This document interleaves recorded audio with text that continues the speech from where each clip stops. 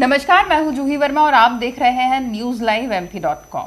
मध्य प्रदेश की सियासी दंगल इन दिनों पहले से ज्यादा दिलचस्प होता जा रहा है और शब्दों के मकड़जाल में उलझा हुआ नजर आ रहा है। कभी गद्दार, कभी नालायक, कभी जयचंद, ऐसे शब्द हैं जो इस बार सियासत को, सियासी हवाओं को और भी ज्यादा दिलचस्प बना रहे हैं। मजेदार बात यह है कि कांग्रेस कोई एक नया शब्द कॉइन करती है और बीजेपी उसी के इर्द गिर्द उलझी हुई नजर आने लगती है। पहले ये शब्द थे गद्दार और जयचंद, जिसमें बीजेपी बहुत बुरी तरह उलझी हुई थी कि और अभी भी उलझी हुई है, क्योंकि ये शब्द इतनी गहराई से बैठ चुके हैं लोगों के मन में कि अब ज्योतिरादित्य सिंधिया और उनके समर्थकों को देखते हैं, जहां भी वो जाते हैं तो गद्दारी के नारे, जयचंद होने के नारे लगातार लगने शुरू हो जाते हैं।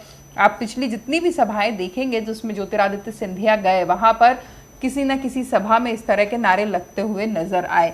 सिर्फ ग्वालियर चंबल की सभाओं की बात नहीं करें, सांची में भी ऐसा ही नजारा नजर आया जब शिवराज सिंह चौहान अकेले थे वहां पर, उमा भारती थी साथ में, ज्योतिरादित्य सिंधिया नहीं थे। उस सभा में भी इसी तरह के नारे लगे, गद्दारों वापस जाओ के नारे लगते रहे, दल बदलुओं के नारे लगते रहे। अब मध्य प्रदेश की सियासत में एक नया शब्द है जो खलबली मचा रहा है और ये नया शब्द है नालायक। अब ये नालायक शब्द किसने किसको कहा, किसने किससे सुना, इसका कोई सर पैर पूरी राजनीति में नहीं है, फिर भी ये शब्द सियासी बवाल पूरी तरीके से मचा रहा है। इस पर कांग्रेस ने फिर थोड़ी सी चुटकी ली है बीजेपी पे, क्योंकि शिवराज सिंह चौहान लगातार ये दावा कर रहे हैं कि पूर्व मुख्यमंत्री कमलनाथ ने उनको नालायक कहा। अब खुद ही शिवराज सिंह चौहान जब ये ढिंडोरा पीटेंगे कि उन्हें नालायक कहा गया, तो कांग्रेस क्यों इस मामले को और इस मुद्दे को हथियाने से नहीं चूकेगी। कांग्रेस तो मुद्दों की तलाश में बैठी ही हुई है, जिसने तुरंत ये मुद्दा लपका। कमलनाथ जी की तरफ से जरूर सफाई पेश की गई है कि कमलनाथ ने कभी भी मध्य प्रदेश के मुख्यमंत्री पद पर बैठे हुए व्यक्ति का असम्मान करने की नहीं सोची, कभी भी इस तरह के शब्द उनके खिलाफ इस्तेमाल नहीं किए गए। तो जो कांग्रेस के प्रवक्ता है नरेंद्र सलूजा, उनके शब्दों में अगर समझा जाए तो जो कमलनाथ ने कहा था वो ये कहा था एक बार कि कुछ दोस्त लायक होते हैं और कुछ नालायक होते हैं। उन्होंने सीएम शिवराज सिंह चौहान का नाम कहीं नहीं लिया था। फिर क्यों शिवराज सिंह चौहान को ये लगा कि उन्हें नालायक कहा गया है, ये समझ से परे है, क्योंकि वो कम से कम कमलनाथ के सियासी दोस्तों की गिनती में तो बिल्कुल ही नहीं आते हैं।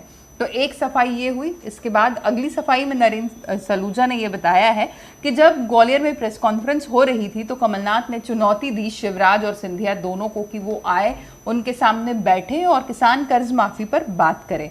और इस बीच में उन्होंने कहा कि अब अगर उनसे कोई कहता है कि इस तरह से कर्ज माफी नहीं हुई और इतने किसानों के लिए कर्ज माफी के लिए कोई प्रक्रिया नहीं हुई, तो ये नालायकी है।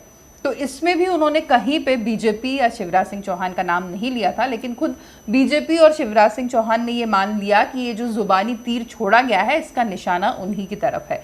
तो सलूजा ने ना सिर्फ सफाई दी और इसके बाद जब उन्हें मौका मिला तो उन्होंने फिर बीजेपी को घेरने की कोई कमी, कोई कसर नहीं छोड़ी। उन्होंने वो सब याद दिला दिया कि किस तरह फसल बीमा योजना के नाम पर किसानों से छल कर रही है शिवराज सरकार, और जो किसान के लिए जो राहत पैकेज की अभी घोषणा हुई है वो भी कमलनाथ जी के प्रयासों की बदौलत ही हुआ है। यानी कांग्रेस का ये दावा है कि पिछले 2-3 दिनों से जो दिख रहा है प्रदेश में किसानों के लिए जो भी काम किए जा रहे हैं, जो भी योजनाएं हो रही हैं, उनको एक क्लिक पे राशि दी जा रही है। ये इसीलिए संभव हो सका क्योंकि कमलनाथ जी पिछले 15 महीने में जो मेहनत कर चुके हैं उसका फल अब शिवराज खा रहे हैं। इसके अलावा किसान आत्महत्या पर भी उन्होंने बीजेपी को आड़े हाथों लिया है। तो अब प्रदेश में सियासी तस्वीर कुछ यूं है कि वो गद्दार से शुरू हुई है और नालायक पर आकर खत्म हो गई है। इस बार जुबानी तीरों के मामले में, जुबानी हमलों के मामले में कांग्रेस काफी भारी पड़ती नजर आ रही है बीजेपी पर, जिसका तोड़ अब तक बीजेपी नहीं निकाल पाई है। देखना ये है कि जो सरकारी घोषणाएं, जो सरकारी ऐलान शिवराज सिंह चौहान हमेशा करते रहते हैं, वो इन उपचुनावों में बीजेपी को फायदा देंगे या ये जो पूरा एक सियासी हवा अलग अलग शब्दों की बदौलत कांग्रेस ने तैयार कर दी है और अपना 15 महीने का कार्यकाल की उपलब्धियां गिना रही है, वो उस पर भारी पड़ती है। प्रदेश के पूर्व मुख्यमंत्री कमलनाथ जी ने वर्तमान मुख्यमंत्री शिवराज जी को लेकर कभी नालायक शब्द का उपयोग नहीं किया, लेकिन पता नहीं क्यों शिवराज जी बार बार कमलनाथ जी के हवाले से खुद को नालायक बताने पे तुले हुए। पहले भी भोपाल में आयोजित एक पत्रकार वार्ता में कमलनाथ जी ने कहा था कुछ मित्र लायक होते हैं, कुछ मित्र नालायक। उसमें भी कहीं शिवराज जी का जिक्र नहीं था, लेकिन कई दिनों तक भाजपा और शिवराज जी दोहराते रहे कमलनाथ जी ने नालायक बताया, आखिर वो मामले का पटाक्षेप हुआ। अब ग्वालियर में एक पत्रकार वार्ता थी कमलनाथ जी की, जिसमें उन्होंने कहा कि हमने कर्ज माफी का वादा किया था, हमने 26 लाख किसानों का कर्ज माफ किया। मैं शिवराज जी को चुनौती देता हूं कि मेरे आमने सामने बैठ जाए, मैं 26 लाख किसानों के प्रमाण, नाम, पते, कर्ज की राशि उनके सामने रखने को तैयार हूं। 53 लाख किसानों के कर्ज माफी के आवेदन आए थे, कई लोगों के 4-4 खाते थे। हमने फसल ऋण माफी की घोषणा करी थी, लेकिन कोई ट्रैक्टर का लोन था, कोई मकान का लोन था, तो वो अपात्र थे। लेकिन आज यदि कोई बात करे कि 26 लाख किसानों का हमने कर्ज माफ नहीं किया, 53 लाख किसानों के कर्ज माफी का आवेदन की प्रक्रिया को 10 दिन में पूरी कर दो, तो ये नालायकी वाली बात होगी, यानी अक्लमंदी वाली बात नहीं होगी। उनने इस तरह से अपनी बात रखी। लेकिन शिवराज जी ने कह दिया कि कमलनाथ जी ने मुझे नालायक बताया, तो पूरी तरह से झूठा आरोप है उनका। कमलनाथ जी ने ऐसे शब्द का उपयोग नहीं किया। उनके लिए प्रदेश के मुख्यमंत्री उनकी नजर में सम्मानी है, लेकिन पता नहीं क्यों भाजपा जानबूझकर इस तरह के आरोप कांग्रेस पर लगाती है। किसान कर्ज माफी को लेकर भी शिवराज जी झूठ परोस रहे हैं, कह रहे हैं कि फसल बीमा योजना की राशि हमने जमा करी तब किसानों को लाभ मिल पाया। तो कमलनाथ सरकार ने अपने कार्यकाल में 509 करोड़ की राशि अपने अंश की जमा की थी। जो 2200 करोड़ राशि की शिवराज जी बार बार बात कर रहे हैं, वो उनकी सरकार के समय बकाया थी, और कमलनाथ जी के अंश के रूप में भरी गई राशि के कारण ही आज किसानों को प्रधानमंत्री फसल बीमा योजना का लाभ मिल रहा है।